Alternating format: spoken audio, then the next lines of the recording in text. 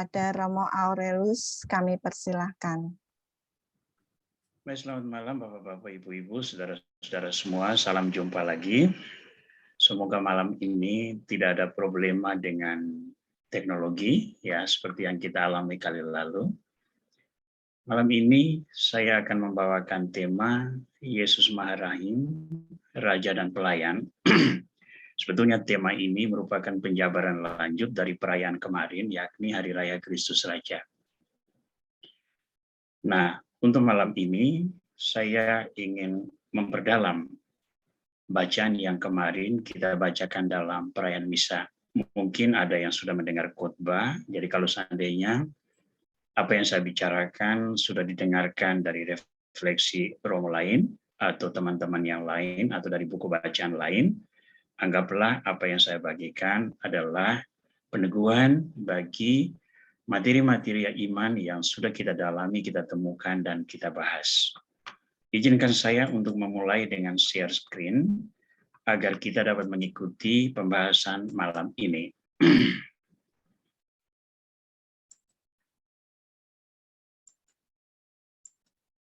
Baik. Sebagaimana yang saya tampilkan di sini, tema kita adalah Yesus Maha Rahim, Raja dan Pelayan. Nah, berbicara tentang Yesus Maha Rahim, Raja dan Pelayan, kita tidak bisa lepaskan dari perayaan kita hari kemarin, yakni Hari Raya Kristus Raja Semesta Alam, yang merupakan kesimpulan dari seluruh tahun liturgi. Ya, kalau kita mengatakan Hari Paskah adalah hari terbesar di dalam liturgi gereja, dengan Trihari Suci, Kamis Putih, Jumat Agung, dan Sabtu Paskah, maka Kristus Raja itu merupakan akumulasi dari seluruh proses persiaran iman yang kita lakukan sepanjang tahun. Karena sesudah Kristus Raja ini kita akan memulai masa Advent yang akan kita mulai hari Minggu nanti. Nah, bagi saya ada 3 penekanan penting yang saya temukan dari Hari Raya Kristus Raja Semesta Alam ini.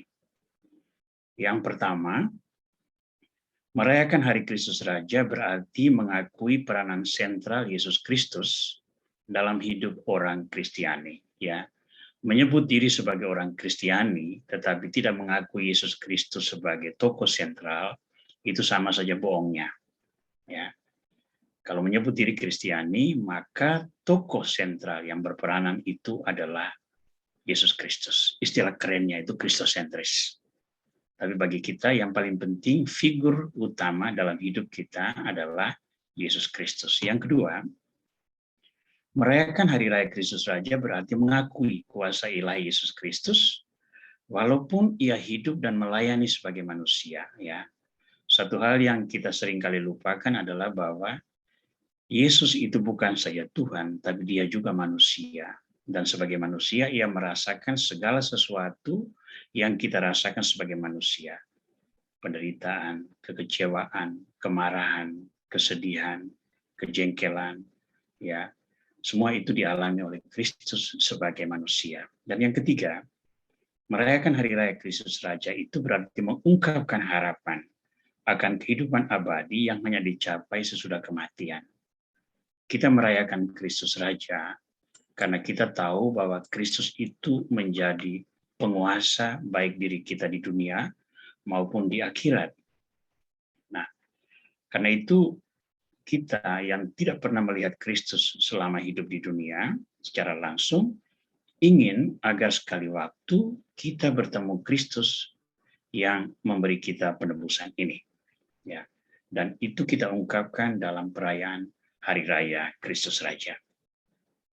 Perkenankanlah saya untuk mulai membahas tema kita malam ini, Yesus Maha Rahim, Raja dan Pelayan, dengan menampilkan bacaan, sepenggal bacaan yang kita ambil dari Injil kemarin.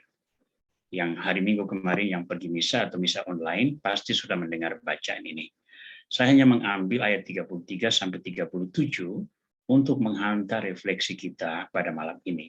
Saya bacakan, mohon Anda mengikutinya, baik di layar ponsel atau komputer Anda, tapi juga bisa di Alkitab yang kalau ada di tangan. Maka kembalilah Pilatus ke dalam gedung pengadilan, lalu memanggil Yesus dan bertanya kepadanya, "Engkau inikah raja orang Yahudi?" Jawab Yesus, "Apakah engkau katakan hal itu dari hatimu sendiri, atau adakah orang lain yang mengatakannya kepadamu tentang aku?" Kata Pilatus, "Apakah aku seorang Yahudi? Bangsamu sendiri dan imam-imam kepala yang telah menyerahkan engkau kepadaku. Apa yang telah engkau perbuat?" Jawab Yesus, "Kerajaanku bukan dari dunia ini. Jika kerajaanku dari dunia ini, pasti hamba-hambaku telah melawan, supaya aku jangan diserahkan kepada orang Yahudi, akan tetapi kerajaanku bukan dari sini." Maka kata Pilatus kepadanya, "Jadi engkau adalah raja?" Jawab Yesus, "Engkau mengatakan bahwa aku adalah raja. Untuk itulah aku lahir, dan untuk itulah aku datang ke dalam dunia, supaya aku memberi kesaksian tentang kebenaran. Setiap orang yang berasal dari kebenaran mendengar suaraku." Nah, ini pengulangan dari bacaan yang kita dengar dalam liturgi kemarin. Untuk refleksi malam ini, saya menggarisbawahi 2 ayat. Ayat 36, ya, kerajaanku bukan dari dunia ini. Lalu ayat 37, engkau mengatakan bahwa aku adalah raja, untuk itulah aku lahir dan untuk itulah aku datang ke dalam dunia, supaya aku memberi kesaksian tentang kebenaran. Nah, 2 ayat ini yang akan menjadi inspirasi bahasan kita pada malam ini. Baik, kita mulai dengan yang pertama, ayat 36. Jawab Yesus, "Kerajaanku bukan dari dunia ini." Jadi Yesus secara tidak langsung mengatakan, memang saya raja, tapi kerajaanku itu tidak sama seperti kerajaan-kerajaan lain. Kerajaanku bukan dari dunia ini. Ya, itu tekanan Yesus. Nah, seperti apa konsep kerajaanku bukan dari dunia ini? Kita mengetahui bahwa sebelum ditangkap dan diadili ini, Yesus masuk Yerusalem dengan mengendarai seekor keledai, diiringi oleh para murid yang membentangkan pakaian di jalan, disambut khalayak ramai dengan daun-daun di tangan, dengan seruan, "Hosana, diberkatilah yang datang dalam nama Tuhan, diberkatilah kerajaan Bapa kita Daud, Hosana di tempat yang maha tinggi." Ucapan ini ada dari Injil Matius bab 11 ayat 9 sampai 10. Dari penampilan peristiwa Yesus masuk Yerusalem saja, kita sudah bisa melihat seperti apa ciri khas kerajaan Yesus yang dipromosikan, yang kemudian hari dipertanggungjawabkan di depan Pilatus itu. Simbol kerajaan Yesus itu ternyata ini.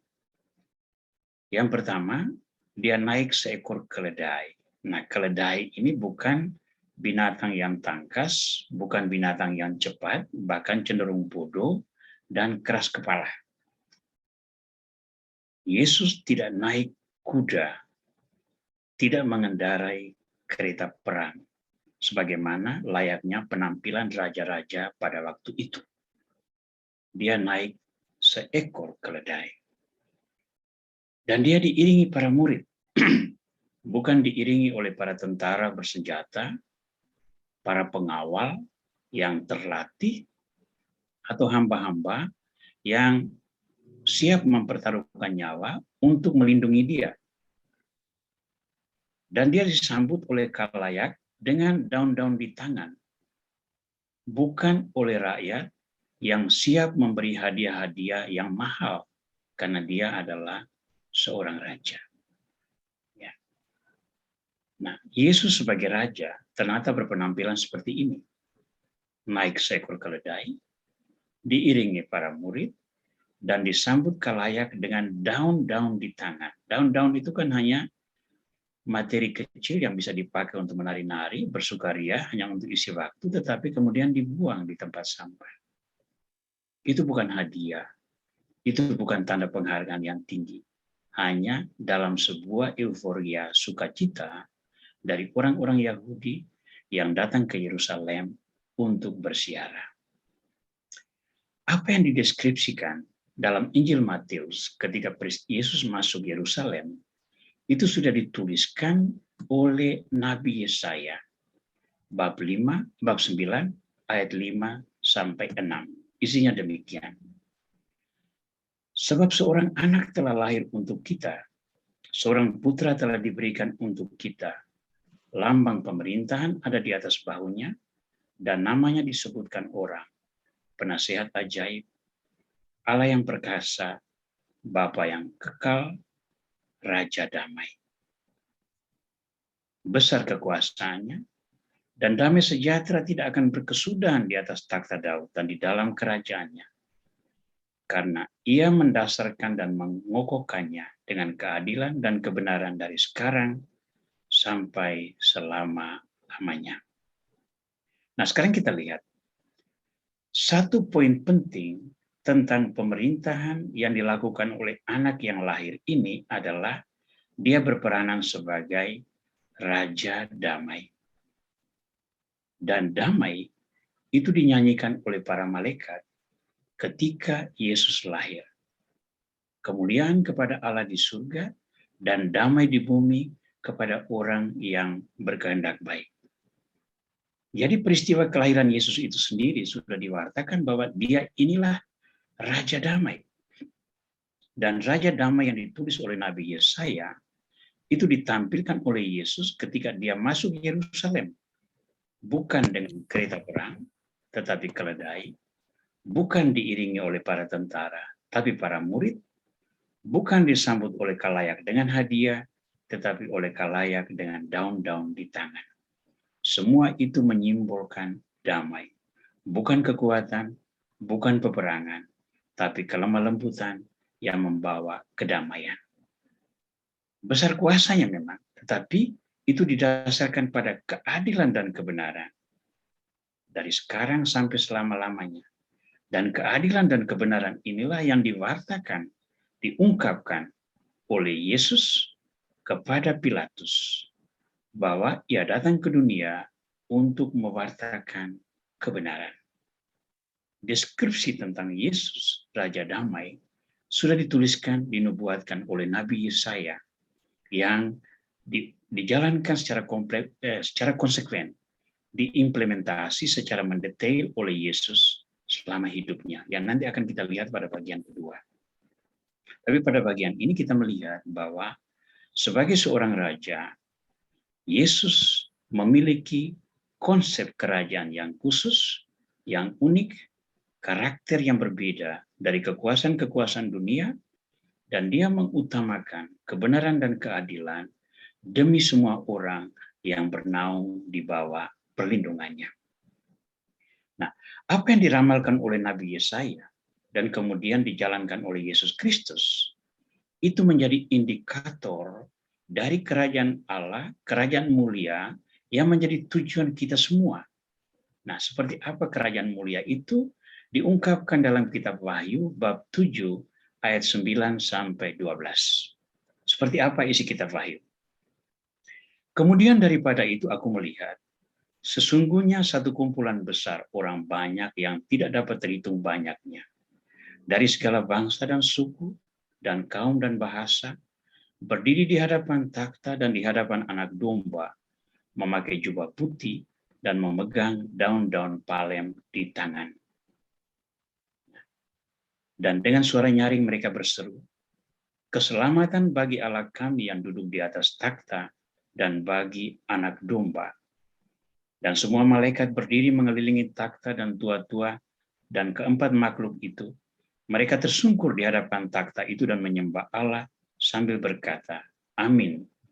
Puji-pujian dan kemuliaan, dan hikmat dan syukur, dan hormat dan kekuasaan, dan kekuatan bagi Allah kita sampai selama-lamanya.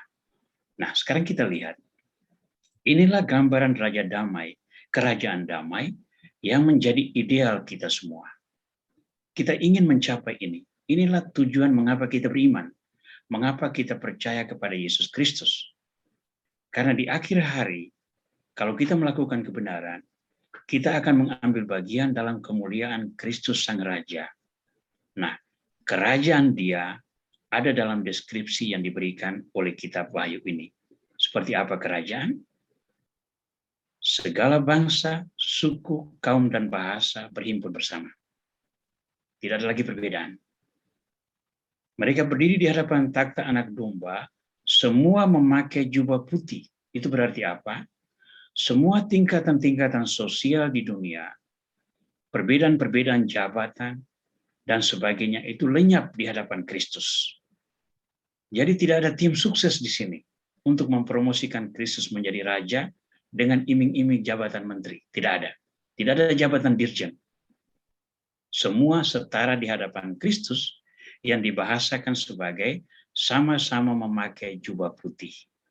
Dan ini yang menarik, memegang daun-daun palem di tangan. Daun palem mengingatkan kita akan daun palem dari orang-orang yang menyambut Yesus di Yerusalem. Sekali lagi, bukan senjata, bukan hadiah, tetapi daun palem, tanda harapan dan sukacita. Ini deskripsi kerajaan yang kita inginkan. Di hadapan Kristus, semua bersujud. Siapa mereka?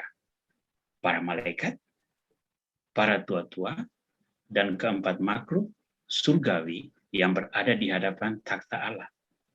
Berarti Kristus adalah penguasa tunggal, penguasa absolut, raja damai yang menaungi semua orang.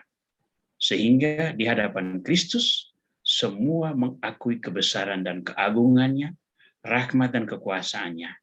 Sehingga bahkan para malaikat pun bersujud di hadapan Tuhan dan berkata, amin, puji-pujian dan kemuliaan, dan hikmat dan syukur, dan hormat dan kekuasaan, dan kekuatan bagi Allah kita sampai selama-lamanya. Amin. Nah, inilah citra ideal kerajaan di mana Yesus bertakhta dan kita semua ingin mencapainya. Nah, dari pesan tersebut, apa yang kita temukan? Kerajaanku bukan dari dunia ini. Ada apa di situ? Nomor satu, kerajaan yang bukan dari dunia itu adalah kerajaan Anak Domba Allah dalam kemuliaan abadi. Maka kalau kita ingin mengambil bagian dalam kerajaan di mana Kristus menjadi penguasanya, itu tidak kita temukan di dunia ini.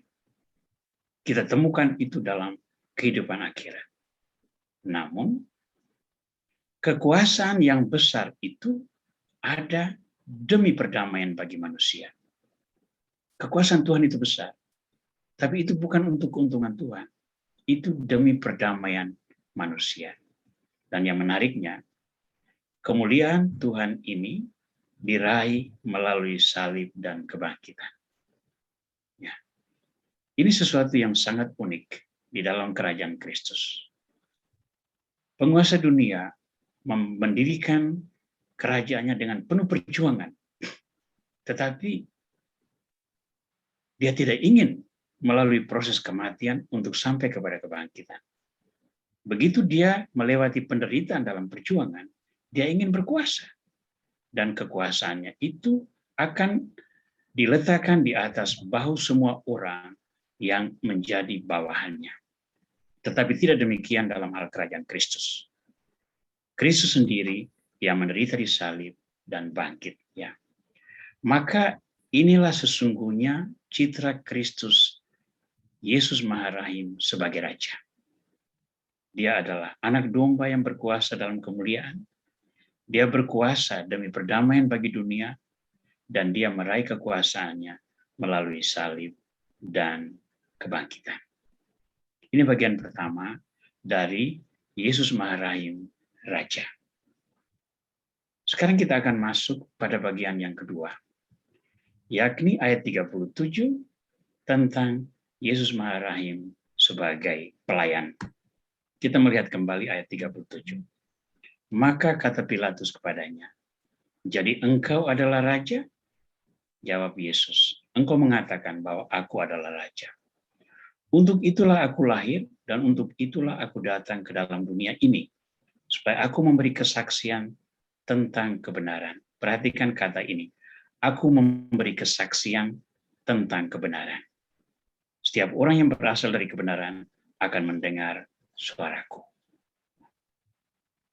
Apa yang kita peroleh dari aku bersaksi tentang kebenaran ini? Kebenaran yang diungkapkan oleh Yesus tertera dalam Injil Yohanes bab 3 ayat 16. Kalimat yang keluar dari mulut Yesus dalam percakapannya dengan Nikodemus. Ini ayat favorit saya dari seluruh Alkitab. Begitu besar kasih Allah akan dunia ini, sehingga Ia telah mengaruniakan anaknya yang tunggal, supaya setiap orang yang percaya kepadanya tidak binasa, melainkan beroleh hidup yang kekal. Nah, kebenaran yang diungkapkan Yesus ini memiliki makna demikian. Pertama, kasih Bapa itu sangat besar. Ya, lihat baris pertama. Begitu besar kasih Allah akan dunia. Karena kasih itu, anak diutus sebagai pelaksana. Kasih Allah itu kan berdimensi ilahi. Manusia tidak ada daya untuk mengalami yang ilahi. Maka anak diutus sebagai manusia supaya melaksanakan cinta Allah itu sehingga manusia yang indrawi ini mengalami kasih Tuhan pada tingkatan manusiawi. Namun yang menarik, tujuan dari semua ini adalah agar manusia tidak binasa. Nah, di sini kita melihat kebenaran yang diungkapkan oleh Yesus memiliki 3 dimensi. Bapa sebagai asal dari kasih itu, Putra sebagai pelaksana kasih itu yang menjembatani Bapa dan manusia, dan yang ketiga, manusia yang berdosa mengalami kembali keselamatan. Ini kebenaran pokok yang diwartakan oleh Yesus Kristus. Nah, kira-kira kalau kebenaran itu diwartakan, dijalankan, apa yang akan terjadi? Itu diungkapkan oleh Yesus sendiri dalam Injil Lukas bab 4 ayat 18 sampai 19. Itu terjadi ketika Yesus pertama kali berkhotbah di Nazaret, sesudah mengalami 40 hari masa puasa di padang gurun dan berhasil mengatasi godaan iblis.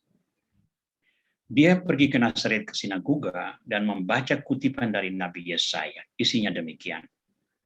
Roh Tuhan ada padaku, oleh sebab Ia telah mengurapi aku untuk menyampaikan kabar baik kepada orang-orang miskin, dan Ia telah mengutus aku untuk memberitakan pembebasan kepada orang-orang tawanan dan penglihatan bagi orang-orang buta, untuk membebaskan orang yang tertindas, untuk memberitakan bahwa tahun rahmat Tuhan telah datang.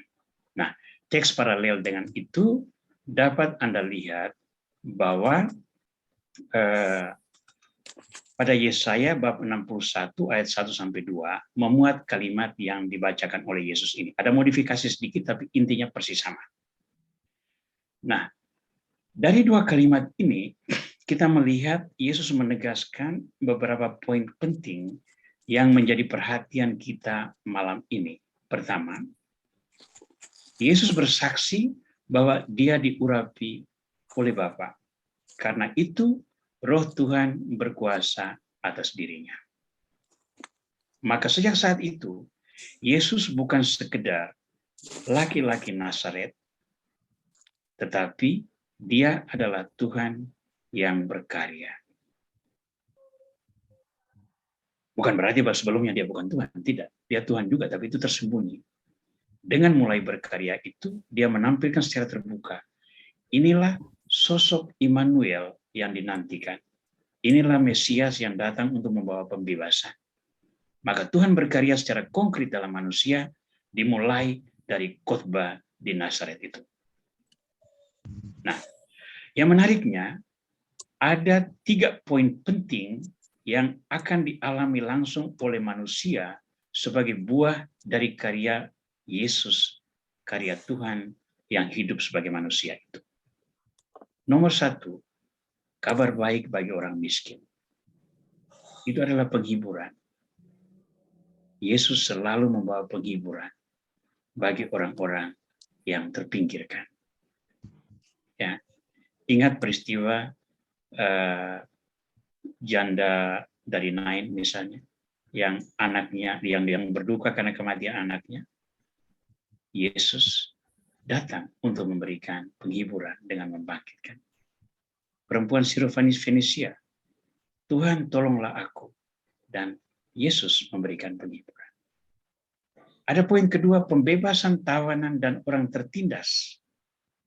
Ya, kita ingat peristiwa Yesus membela perempuan yang bersinah. Dia membebaskan orang ini. Ya. Penglihatan bagi orang buta itu satu contoh dari sekian banyak mukjizat yang dilakukan Yesus. Orang buta melihat, orang tuli mendengar, orang bisu berbicara, orang lumpuh berjalan, orang lepra disembuhkan, orang kerasukan setan dibebaskan. Ini hal-hal konkret yang hanya dilakukan ketika Tuhan menjadi manusia dan menyentuh langsung kehidupan manusia. Semua itu untuk apa? Untuk membahasakan kepada umat manusia bahwa tahun rahmat Tuhan telah datang. Berarti kepenuhan janji keselamatan yang sudah diucapkan Allah sejak Adam dan Eva berdosa di Taman Getsemani, di Taman Firdaus, yang kemudian diungkapkan secara sangat konkret dengan panggilan Abraham, dengan pembebasan orang Israel dari Mesir, dengan peristiwa dianugerahkannya 10 perintah Allah di Gunung Sinai, dan peristiwa kerajaan Israel dibentuk hingga masa pembuangan dan kembali ke Yerusalem, semuanya terpenuhi tiba dengan adanya Yesus Kristus. Ini kepenuhan zaman. Jadi satu penggal khotbah yang sederhana dari Yesus ini membahasakan semua ini. Inilah konteks pelayanan Yesus untuk mewujudkan kebenaran yang diungkapkan kepada Nikodemus tadi. Nah, yang menarik, kebenaran ini juga dideskripsikan oleh kitab Wahyu sebagai gambaran ideal yang akan kita capai semua. Yang ingin kita capai.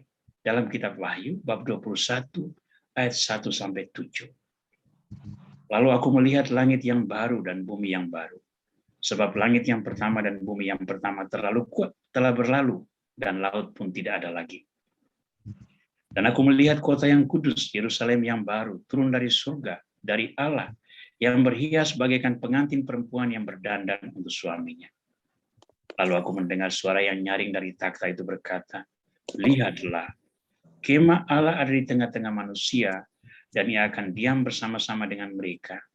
Mereka akan menjadi umatnya, dan ia akan menjadi Allah mereka.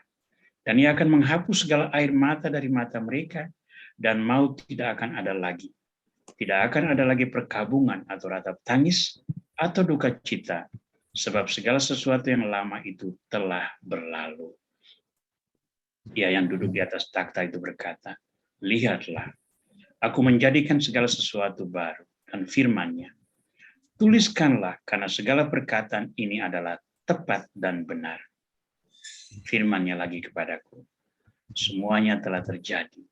Aku adalah Alfa dan Omega, yang awal dan yang akhir. Orang yang haus akan kuberi minum dengan cuma-cuma dari mata air kehidupan. Barang siapa menang, ia akan memperoleh semuanya ini, dan aku akan menjadi Allahnya, dan ia akan menjadi anakku.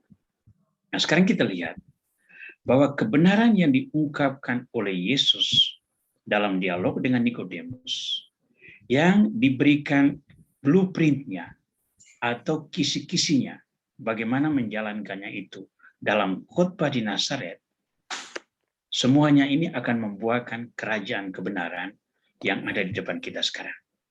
Sebagaimana ditulis dalam kitab Wahyu. Inilah Yerusalem baru. Inilah kerajaan di mana anak domba bertakhta.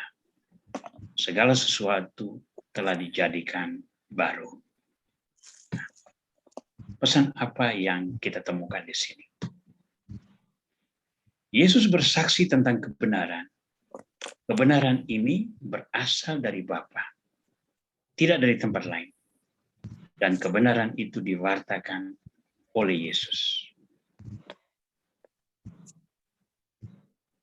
Untuk menyampaikan warta kebenaran, Yesus dengan sukarela menderita. Jadi begitu besar kasih Allah akan dunia, sehingga ia mengirim putranya yang tunggal, agar setiap orang yang percaya tidak binasa, melainkan beroleh hidup yang kekal. Tapi supaya tidak binasa dan beroleh hidup yang kekal, Yesus yang diutus itu harus menderita. Nah, tetapi apa yang terjadi di dunia itu menjadi indikasi kebenaran surgawi. Ya. Sehingga kepada muridnya di antara lain mengatakan begini, apa yang kamu katakan, apa yang kamu lepaskan di dunia akan dilepaskan di surga. Apa yang kamu ikat di dunia akan terikat di surga. Ya. Demikian juga ketika kita diadili di pengadilan terakhir, Tuhan mengadili kita menurut perbuatan kita. Ketika aku lapar, kamu memberi aku makan. Ketika aku haus, kamu memberi aku minum. Memberi makan dan memberi minum itu hanya bisa dilakukan di dunia. Karena di surga tidak ada lagi kebutuhan itu.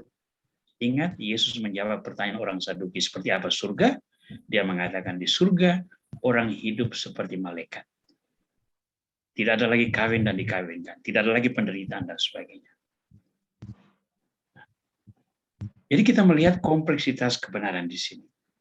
Kebenaran itu datang dari Bapa, diwujudkan oleh Yesus, dan dilaksanakan di dalam dunia untuk menjadi indikator bahwa inilah surga yang akan kita alami sebagai manusia. Dalam tingkatan ini, kita mengalami Kristus sebagai pelayan. Nah, sekarang kira-kira sebagai orang yang terlibat dalam devosi kerahiman ilahi, apa kira-kira tanggapan kita? Untuk malam ini, saya menawarkan dua kutipan yang saya ambil dari buku harian Santa Faustina. Saya yakin banyak dari kita sudah mengenalnya dengan baik. Nomor 699 itu adalah potret Raja Maharahim. Kepada Santa Faustina, Yesus berkata, "Putriku, katakan kepada dunia tentang kerahimanku yang tak terselami. Aku ingin agar pesta kerahiman ini menjadi tempat pengungsian dan pernaungan bagi semua jiwa, khususnya bagi pendosa yang malang. Pada hari itu terbukalah lubuk kerahimanku, dan aku meluapkan seluruh samudra rahmat ke atas jiwa-jiwa yang menghampiri sumber kerahimanku." Yesus, Raja yang Maha Rahim. Dia ada untuk memberikan semua ini. Dan supaya dunia mengetahui, kita semua berkewajiban untuk mewartakan kerahiman ini. Antara lain, dengan merayakan Hari Kerahiman Ilahi. Hari Kerahiman Ilahi jatuh pada hari Minggu kedua masa Paskah, seminggu sesudah hari Paskah. Dia memberi perintah supaya kita mewartakan dia bukan sebagai raja penguasa, tapi Raja yang Maha Rahim. Kenapa? Karena dari kerahiman itu meluaplah samudra rahmat. Tapi bagaimana orang tahu kalau kita tidak mewartakannya? Maka saudara-saudara, sebagai devosan kerahiman ilahi, satu kewajiban yang kita lakukan adalah mewartakan kerahiman itu. Jangan memaksa orang untuk mengikuti devosi kerahiman. Jangan mengancam orang dengan macam-macam tekanan supaya orang ikut devosi kerahiman. Tetapi buktikan bahwa kerahiman ilahi itu hadir dalam tutur katamu. Sehingga semua orang yang mengalami perkataanmu, dia melihat potret Raja Maha Rahim yang layak untuk diikuti. Kutipan kedua, buku harian nomor 742. Aku memberi engkau 3 cara untuk mengamalkan belas kasihan kepada sesama. Yang pertama perbuatan, yang kedua perkataan, yang ketiga doa. Dalam 3 cara inilah tercakup sepenuhnya karya belas kasih. Dan semua ini merupakan bukti kasihmu kepadaku yang tak dapat dibantah. Yesus memberi kita perintah untuk melakukan 3 hal ini sebagai wujud belas kasih, yakni perbuatan, pelayanan konkret, perkataan seperti penghiburan, peneguhan, dan sebagainya, dan doa. Doa ini sesuatu yang penting. Doa adalah komunikasi kita dengan Tuhan. Karena itu, kalau Anda menjanjikan orang berdoa untuk mereka, jangan lupa didoakan. Ya, kalau sudah berjanji doa, jangan lupa didoakan. Jangan juga terlalu gampang untuk menjanjikan orang doa, kalau diri sendiri tidak bisa menjalankannya. Selain itu ada perbuatan konkret. Perhatikan orang-orang yang ada di sekitar kita, yang kesepian di tengah keramaian. Ya, yang mengalami tekanan batin karena tidak ada orang yang mau mendengar. Perhatikan tutur kata kita, jangan sampai menyakiti. Mulut saya ini seringkali terlalu tajam ketika berbicara dengan orang, dan itu sudah mendatangkan luka sekian banyak yang melahirkan penderitaan bagi teman-teman. Ini adalah Yesus yang melayani. Mengapa? Karena kita adalah utusan Yesus. Apa yang kamu berikan kepada seorang saudaraku yang paling kecil ini, kamu lakukan itu terhadap aku. Dan apa yang kita lakukan kepada sesama, itulah yang kita lakukan kepada Yesus. Sebaliknya, apa yang sesama lakukan kepada kita, itu yang mereka lakukan kepada Yesus. Nah, dua tanggapan ini, jika kita perhatikan dan kita dalami serius, dan kita ungkapkan, wujudkan secara konsekuen, kita langsung membahasakan dua potret Yesus yang kita bicarakan malam ini. Dia adalah Raja yang Maha Rahim, dan dia adalah pelayan yang Maha Rahim. Tapi kemaharahimannya itu, baik sebagai Raja maupun sebagai pelayan, hanya bisa terwujud kalau kita umatnya mau melakukan yang terbaik untuk membahasakan kasih-Nya kepada sesama. Terima kasih untuk semua perhatian. Saya akhiri dulu refleksi kita malam ini. Tuhan memberkati kita semua. Saya kembalikan kepada Bu Vero sebagai Romo Aurelius pertemuan kita untuk renungan malam hari ini sungguh luar biasa. Mungkin sedikit saya menyimpulkan, Romo, bahwa Yesus sebagai kerahiman, Yesus melalui pelayanan, yaitu Yesus kerahiman sebagai Raja, yaitu kerajaan anak domba Allah dan kemuliaan abadi. Yang kedua, kekuasaan yang besar demi perdamaian bagi manusia. Dan yang ketiga, kemuliaan diraih melalui salib dan kebangkitan. Sedangkan